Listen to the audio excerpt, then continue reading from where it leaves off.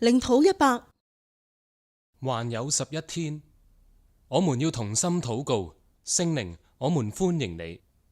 第89天，聖靈賜我們屬天的渴望。哥林多後書5章1至5節。因為我們知道，我們這地上的帳篷若拆毀了，我們將有神所造的居所，不是人手所造的，而是在天上永存的。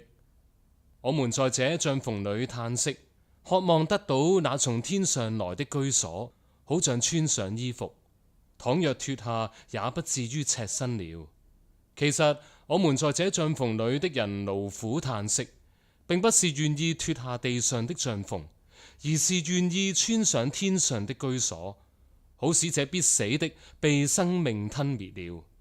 那為我們安排這事的是神，他賜給我們聖靈作憑據。讓我哋一齊禱告。神啊，讓我們看見生命的本相是短暫的，是可朽壞的。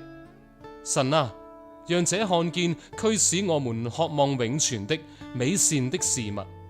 神啊，讓我們轉眼仰望天上的榮耀，我們便能放下手中緊握的一切。親愛的聖靈，求你指教我們屬天的事情，賜我們真正的智慧。我們生命的幸福和價值不是取決於我們擁有什麼。神啊，生命最需要的是認識你，並相信你為我們所預備的永生。神啊，你賜給我們的聖靈就是永生盼望的憑據。阿門。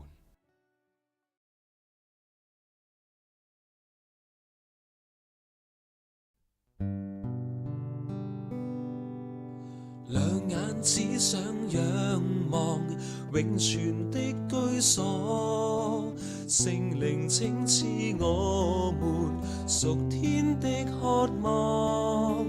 兩眼只想仰望永存的居所，聖靈請賜我們屬天的渴望。兩眼只想仰望永存的居所，聖靈請賜我們屬天的渴望。